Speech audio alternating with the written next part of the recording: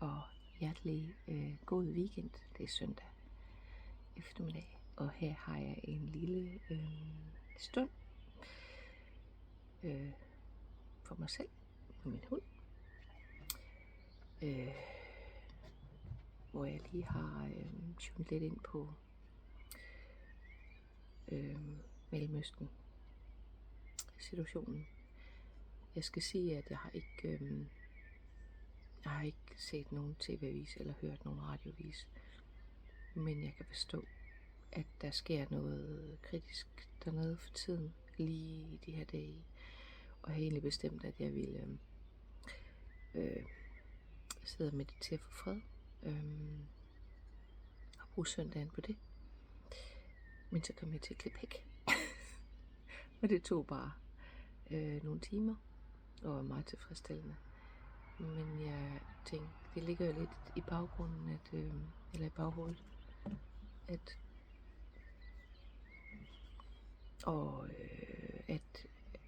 der er det eksplosive forhold, og at i nat der vågnede jeg 4:41, og der var så meget gang i mit system, og jeg kunne sagtens forestille mig, at det har noget med verdenssituationen at gøre. Men nu er det sådan, at jeg mærker tingene på en måde. Hvad der sker på den store skala, det mærker jeg i mig på den mindre skala. Så hvis nogle gange der er uro i verden, eller der sker noget i mit net,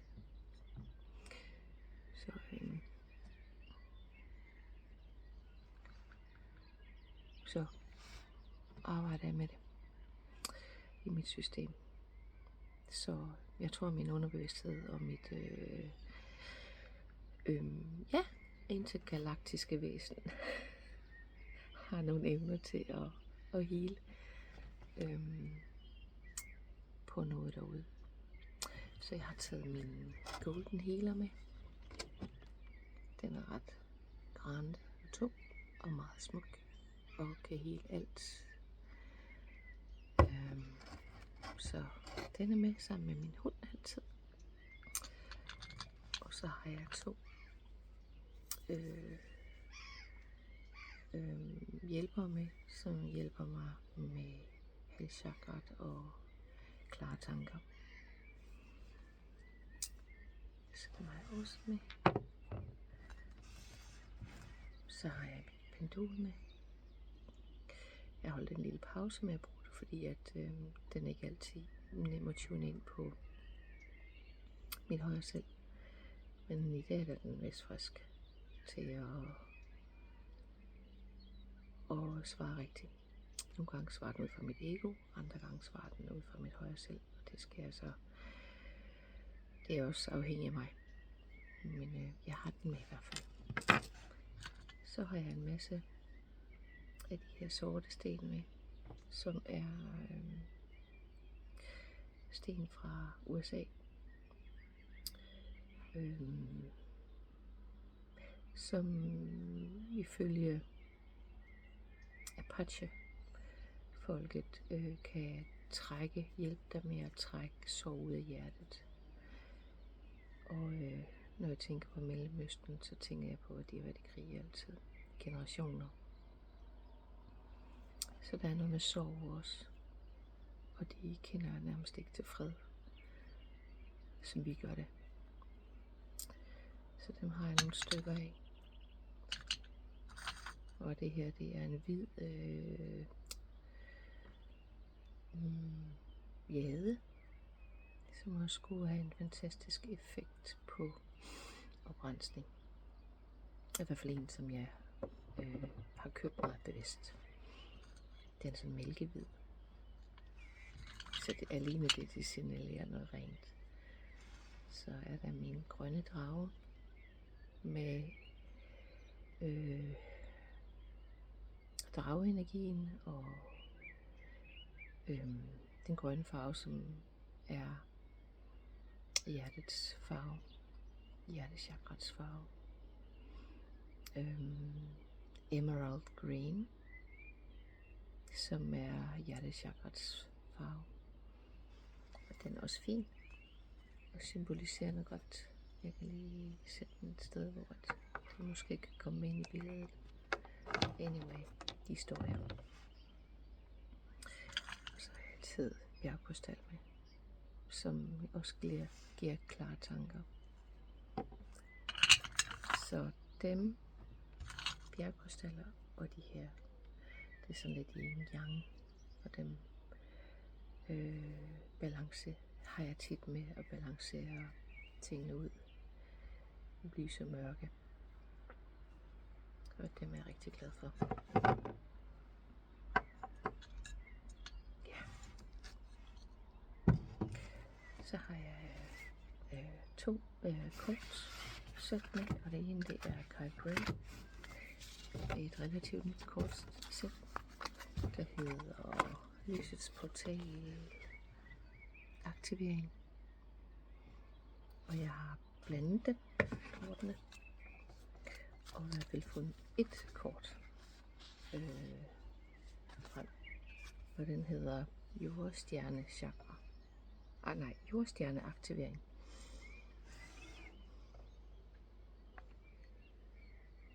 Der. Og forankring og rødfæstet handling og Isis energi.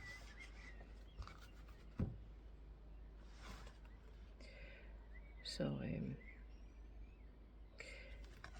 hvad kan det have med Mellemøsten at gøre lige nu? Forankring.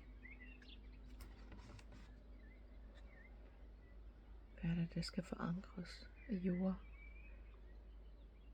Rodfæstet handling. Altså, det sjove ved Irak er, at jeg kender en drage, der hedder Gurkolev. Han er jordstjernedragen i et system, et chakrasystem, som jeg kender, og det er en drage, som har været her før. Altså en kosmisk drage, som har været her før jordens skabelse, som er en slags engel, og han står for oprydning af alt, hvad man kan forestille sig. Ligesom han siger, at han er vores hvide blodlemmer. Så vi kan sætte en intention om beskyttelse og oprensning af alt det, som vi ikke har brug for. Og han har hjulpet mig rigtig meget. De siger, at der er en by i Irak, som har et navn, der ligner hans, og at han er kendt dernede. Og sådan historisk også, så det er sådan lidt interessant, at den her kommer. Og det, der også er interessant, det er så, at der står Isis energi. Og så var jeg jo frisk og åben chat GPT og spørger, hvad Isis står for. Og så kommer det jo, at det er en ekstremistisk organisation, ISIS, som er bygget på sunni muslimer, og de har en kalif, og de er ret brutale. Men den her Isis energi, som jeg ikke har slået op endnu, det er jo en goddess Isis, som er vores moder, vores allesammens moder energi, som er en stærk gudinde, som levede for rigtig mange år siden. Og hende har jeg ikke slået op. Men det er bare sjovt, som tingene chancerer. Så det er ligesom, at mønten, den er Isis.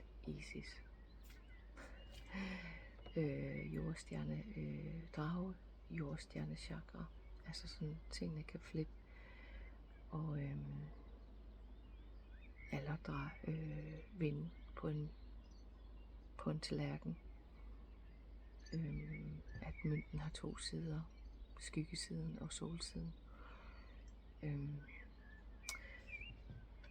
Men jordstjerneaktivering, jeg kan lige prøve at kigge, hvad der står i bogen her.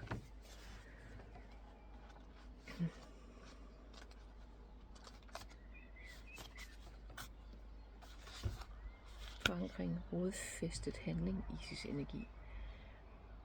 Og så står der jordstjernes chakra, der ligger 15-30 cm nedenunder vores fødder, er den energiske, energetiske portal, der forbinder os direkte med moder jords sjæls visdom.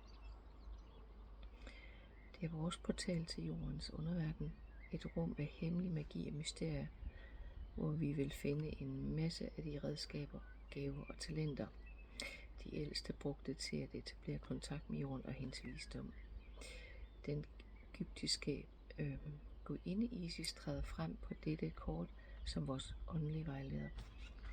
Hun er stjernernes ypperste præstinde, som kender vigtigheden af at forbinde sig til underverdenen for at holde jordforbindelsen, være bevidst og manifestere alt, hvad vi har brug for til at vokse.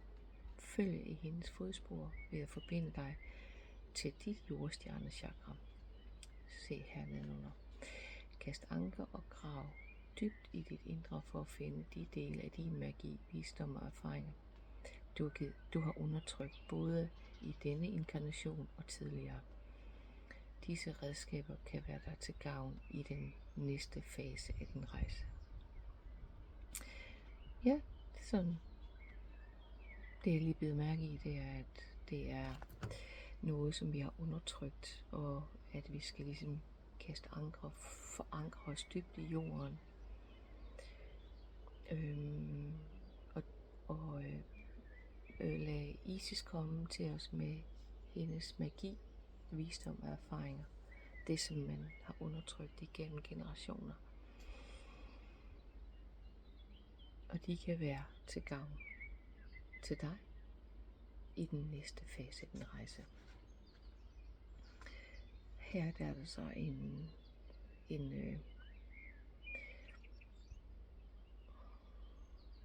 en måde, man kan forbinde sig til jorden. Forestil dig, at dine dybe rødder fra dine fodsåler trænger ned igennem jorden og fæster sig rundt om en gigantisk kopperkrystalstjerne. Visualiser bevidsthedsstrømme, der bevæger sig op i dine fødder og modtager dem. Og lyt derpå dybt. Når du trækker dette kort, ved at din jordstjerne er blevet aktiveret, og at den visdom, du engang ignorerede, endelig er blevet anerkendt. De forkastede dele af dig selv er nu blevet genoptaget. Der er også en mulighed for, at du kan genoptage magien, men behold jordforbindelsen i alle dine bestræbelser. Lad jorden favne og opretholde dig. Styrt ikke afsted. Hvis du rent faktisk har spekuleret på, om tiden er inde nu til at bevæge dig fremad, så ved det at det er det ikke. Hold lav profil. For indeværende vigtige oplysninger er tæt på at blive afsløret, så vent og hold afstand. Og hold stand. Det er tid til integration og hvile, snarere end pløje dig fremad. Der ligger stor visdom i dit indre. Dyk dybt og find den. Stol på dig selv. Du besidder mere styrke, end du er klar over. Ja. Så hvis man tænker på, at vi alle sammen har en part i den her krise, så skal vi ikke fare frem. Vi skal grave dybt og forankre os dybt i jorden og sådan undersøge, hvad det er for en visdom, der ligger i og fordybe os i tidligere visdom. Så det var et råd herfra fra Kyle Grace kort. Og på bunden der er der anunnakiske lyskoder. Energisk skift, nye oplysninger inden på en cyklus. Meget vigtigt.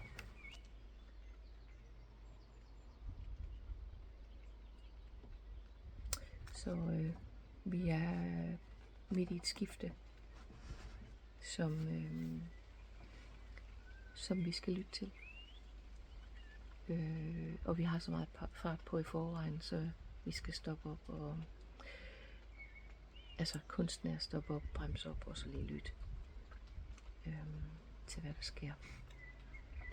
Og verden er en stor gryde af energier lige nu, som er i bevægelse, så kunsten er lige at bremse op og lige orientere os. For ellers, vi har så meget magt. Vi kan destruere så meget i løbet af kort tid. Vi kan lave så mange impulsive sådan drev af sådan handlinger drevet af noget, som ligger dybt i os,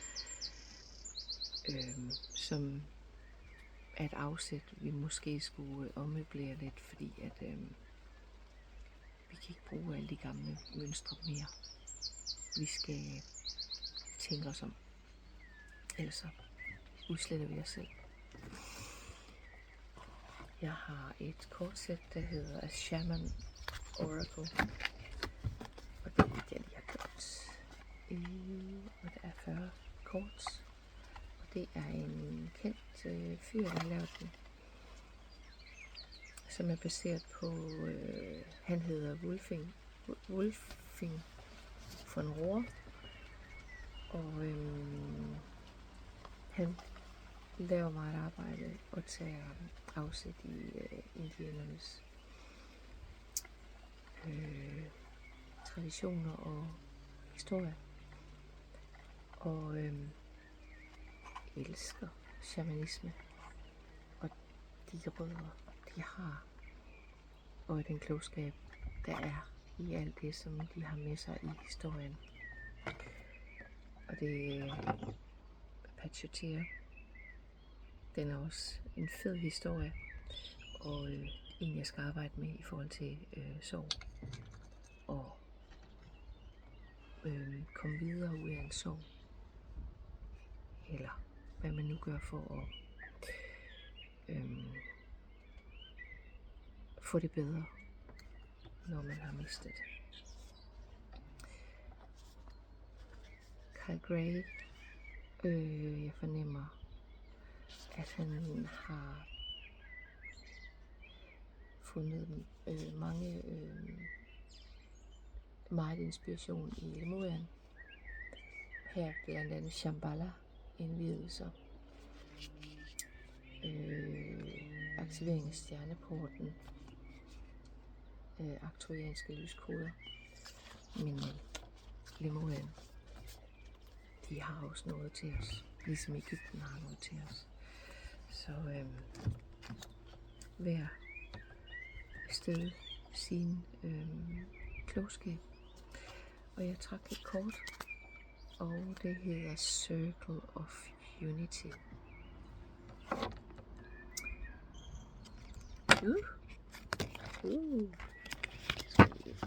Så.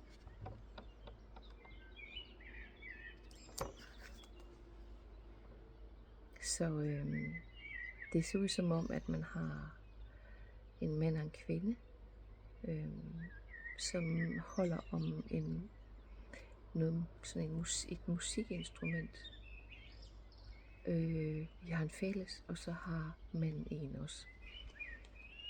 Men til gengæld så har kvinden en antenneagtig ting på hovedet. Og manden har sådan en maske på, som ligner sådan lidt et rumvæsens maske. Jeg vil lige prøve at kigge igen.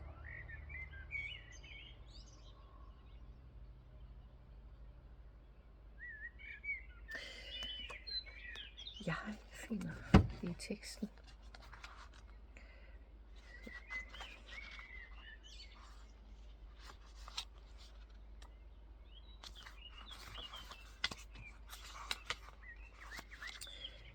Look for and find that person to whom you wish to offer your hand and to reconcile and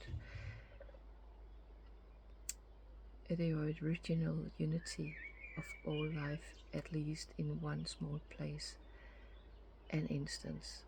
Such harmonious relation, and even if there may be only a few to begin with, create the vibration to make this a better world.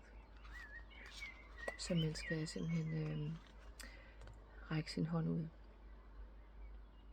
Og det starter i de små, for at vende energien, og så lade den freden inspirere,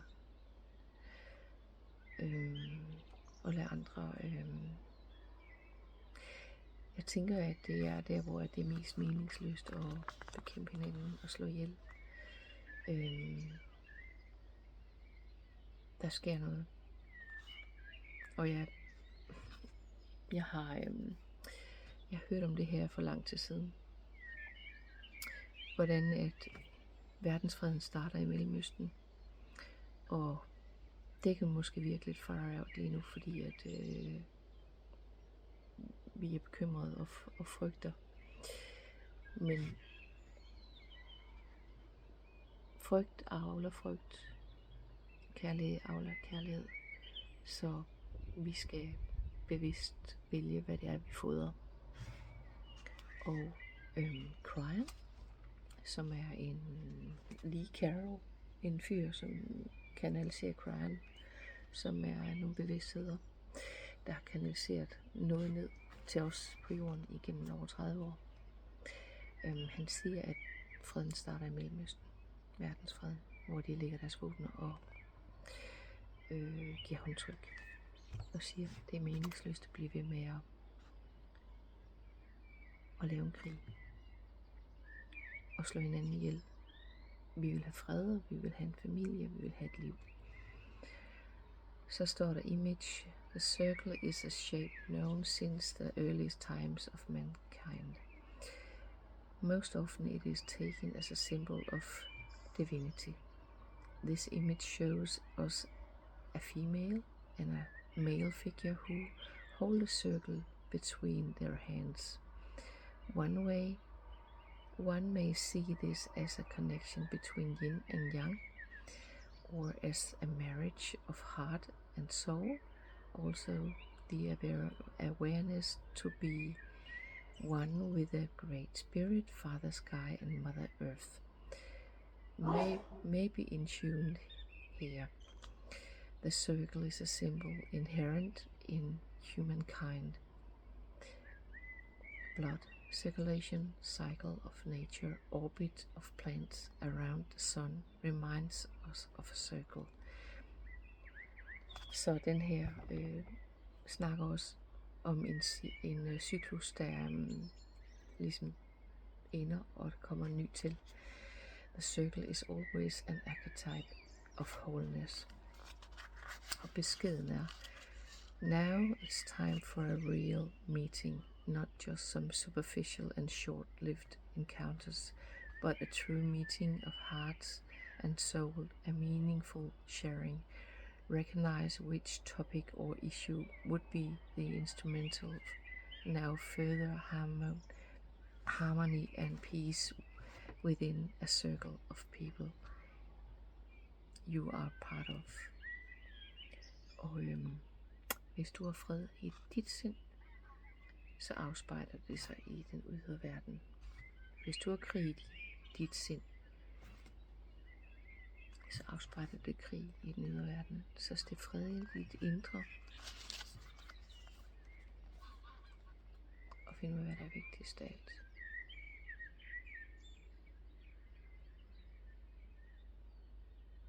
Kærlighed eller krig.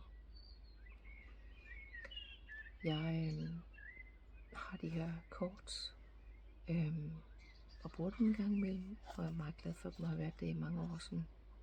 Får jeg lyst til at købe nogle nye, og synes det er spændende at forny. Men jeg læser ikke tarotkort. Jeg mærker energier, fornemmer synkroniciteter, og interesserer mig for, hvad der sker. både indvendigt og ude i det pulserende omkring mig. Så jeg synes, vi skal forbinde os og holde os tilbage. Vi skal ikke ingen fremdrift. Vi skal rense op i vores indre Øvstar chakrat. Vi skal rydde op i os selv, før vi går fremad. Og så sker der et energiskifte, og det vil aldrig være det samme, efter at vi har ryddet op i os selv. Verden er anderledes, og vi er ved enden af en cyklus. Og husk, at der er altid mørkest lige inden daggry. Så tak for nu, og jeg håber, at du kan lade dig inspirere af fred lige her. Hej.